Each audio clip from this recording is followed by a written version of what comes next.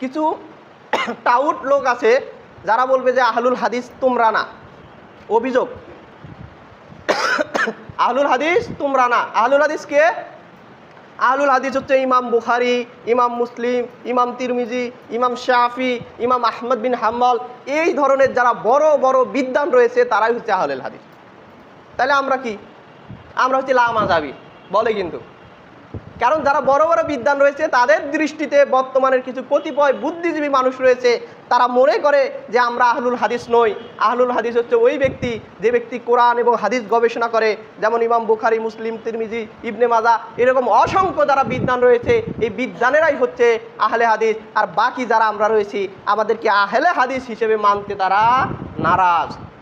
ওই সমস্ত ব্যক্তিদের উদ্দেশ্যে একটি কথা এবং ফতোয়া পেশ করব, যেটা শেখ ইমাম তাইমিয়া রহমাহুল্লাহ, হাফেজ ইমাম তাইমিয়া রহমাহুল্লাহ, তিনি মাজমুল ফতোয়াতে 4 নম্বর খণ্ডে এবং 95 নম্বর পৃষ্ঠে এই ইমাম তাইমিয়া রহমাহুল্লাহকে প্রশ্ন করা হয়েছিল যে আচ্ছা, আহলুল হাদিস শুধু কি মুহাদ্দিস কেরাম, ফুকাহায়ে কেরাম বা বড় বড় বিদ্বানী কি আহলে হাদিস, অন্য কেউ কি আহলে হাদিস নয়?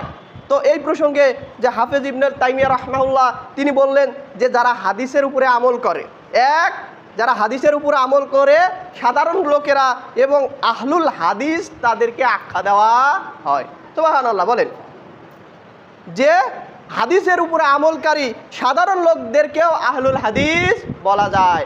আহলুল হাদিস শুধু ওই গোত্র না, যারা মুহাদ্দিস কেরাম তারাও আহলুল হাদিস, এবং আমরা যারা কোরআন এবং সহিহ হাদিস মেনে জীবন পরিচালনা করি আমরাও হচ্ছে আহলুল হাদিস। সুবহানাল্লাহ। তাহলে ওই বুদ্ধিজীবী যদি আপনাকে বলে যে আহলুল হাদিস শুধু ইমাম বুখারী, তিরমিজি, তাদের ফতোয়া দিবেন যে আহলুল হাদিসেরাই কি তাহলে জান্নাতে যাবে? মানে ইমাম বুখারী, মুসলিমই কি জান্নাতে যাবে, সাধারণ লোকরা যাবে না? সাধারণ লোকরা যাবে না? তাহলে আমরা যদি আহলুল হাদিস না হই তাহলে কি আমরা জাহান্নামে যাব? তাহলে ওদের কথা যে ভ্রান্ত, এটাই তার প্রমাণ বহন করে। কেননা আহলুল হাদিস একজন মেতরও হতে পারে, একজন রিক্সা চালকও আহলুল হাদিস হতে পারে, একজন দিন মুজুরও আহলুল হাদিস হতে পারে, একজন সাধারণ মানুষও আহলুল হাদিস হতে পারে। শুধু আহলুল হাদিস মুহাদ্দিস কেরাম হবে এই থিওরিটাই ভুল, এই থিওরি একেবারে ভুল। আহলুল হাদিস মানে যারা কোরআন এবং হাদিস মেনে জীবন পরিচালনা করে তারাই হচ্ছে আহলুল হাদিস। এবং একই ফতোয়া ইমাম আহমদ বিন হাম্বল, তিনি কি এখনকার আলেম? আহমদ বিন হাম্বল কি এখনকার আলেম? সেই প্রাচীন যুগের আলেম, আজ থেকে 1200-1300 বছর আগের আলেম। রাসূল সাল্লাল্লাহু আলাইহি ওয়াসাল্লাম মারার 200 বছর পরে আহমদ বিন হাম্বল রাহমাহুল্লাহ তার জন্ম হয়েছেন। ওই সময়ে তাবিদের সময়ে যার জন্ম তিনি হচ্ছেন আহমদ বিন হাম্বল রাহমাহুল্লাহ। সেই আহমদ বিন হাম্বল রাহমাহুল্লাহ তার ফতোয়া হচ্ছে আমার নিকট ওই ব্যক্তি আহলে হাদিস যে ব্যক্তি হাদিসের উপরে আমল করে। সুবহানাল্লাহ। কোথায় আছে? খতিব বাগদাদি আল জামে 1ম খণ্ড 44 নম্বর পৃষ্ঠা, যে স্বয়ং আহমদ বিন হাম্বল রাহমাহুল্লাহ তিনি বলছে যারা হাদিসের উপরে আমল করে, কোরআন এবং হাদিসের উপর সাধারণ মানুষ আমল করে, তারাও আহলে হাদিস। এখন কতিপয় বক্তা তারা বলে যে আহলে হাদিস আমরা নই, তার মধ্যে অনেকেই নাম ধরে না বললেও নয়। আপনার আমির হামজা নামে এক বক্তা আছে, তিনি সোশ্যাল মিডিয়াতে বলে কি জানেন, যে আহলুল হাদিস শুধু ওরাই, সেই মুহাদ্দিস কেরামেরাই, আর বাকি যেগুলো রয়েছে সেগুলো আহলুল হাদিস নয়। এখন বলেন যে ইমাম তাইমিয়া রহমাহুল্লাহ বড় না আপনার আমির হামজা বড়? ইমাম আহমদ বিন হাম্বল বড় না আপনার হচ্ছে আমির হামজা বড়? বলেন। আমির হামজা বলতেছে এখন যে তিনি এক পর্যায়ে মুনকেরি হাদিস ছিলেন, যে কিছু কিছু হাদিসকে তিনি অস্বীকার করছেন। আর সবচেয়ে বেশি মারাত্মক কি জানেন, এই যে হুজুরেরা কিন্তু অনেক কিছু গোপন করে। একটা হাদিস শোনাই নাই গত জুম্মায় কি তার আগে জুম্মায় শোনাইছি, যে 3 শ্রেণীর মানুষ দিয়ে জাহান্নাম উদ্বোধন করবে।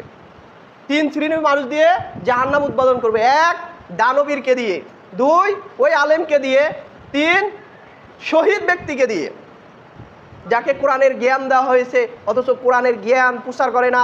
বাল্লিগু আন্নি ওয়াল আয়া, মানুষকে জানায় না, মানুষের মাঝে প্রসারণা করে না, ওই ব্যক্তিকে কিয়ামতের দিন দাঁড় করানো হবে।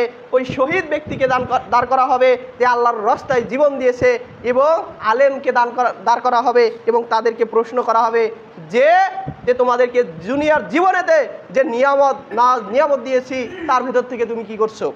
দানবীর বলবে আল্লাহ আমি সারা জীবন শুধু তোমার রাস্তায় দান করছি। আল্লাহ বলবে মিথ্যে বলছো, কাজ্জাবতা, তুমি মিথ্যে বলছো। কারণ তুমি দান এজন্যই করছো তোমাকে যেন মানুষ দানবীর বলে। শহীদ ব্যক্তিকে বলা হবে তোমাকে যে জীবন দান করেছিলাম, অর্থ সম্পদ ইত্যাদি দান করেছিলাম, তুমি কি করেছো? তখন সে বলবে যে আল্লাহ তোমার রাস্তায় আমি জীবন কুরবান করে দিয়েছি। আল্লাহ বলবেন কাজ্জাবতা, তুমি মিথ্যে বলছো, তুমি মিথ্যে বলছো। তুমি জীবন এজন্যই দিয়েছো তোমাকে যেন বীর শহীদ যোদ্ধা বলে, এই খ্যাতি পাওয়ার জন্য তুমি শহীদ হয়েছো, ফিনার তুমি জাহান্নামে যাও। এই কোরআনের জ্ঞান যাকে দেওয়া হয়েছে তাকে প্রশ্ন করবে যে কোরআনের জ্ঞান তোমাকে দিয়েছিলাম, তুমি কি করছো?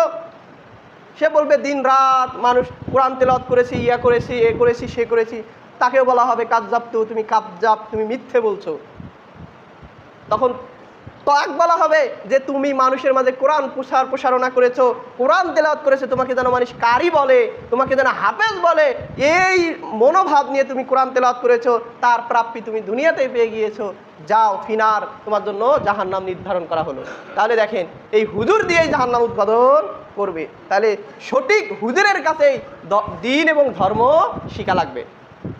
আমাদের মতো সাধারণ ব্যক্তির কাছে কোরআন হাদিস কেন শিখতে হইতেছে জানেন? বর্তমানে আলেম ওলামারা ভাইরাসের মতো আক্রান্ত হয়ে গিয়েছে। তাহলে আমাদের মতো নগণ্য ব্যক্তিরা কেন এই মসজিদের মেম্বারে দাঁড়িয়ে খুতবা দিবে বলেন? সঠিক বিষয় তারা লুকিয়ে রাখে। রফুল ইয়াদাইন করা হাদিস, জোরে আমিন বলার হাদিস, আকিদার হাদিস, মানহাজের হাদিস, অনেক বিষয় রয়েছে। দেখবেন যে অনেক হুজুর এলে জীবনে মুখ দিয়ে বাই করবে না। জোরে আমিন বলার হাদিস নিয়ে আসেন, কবে যে 40 বছর বুখারি বললাম, জোরে আমিন বলা হাদিস নাকি খুঁজে পায় না। তাহলে এর চেয়ে দুঃখজনক বিষয় কিছু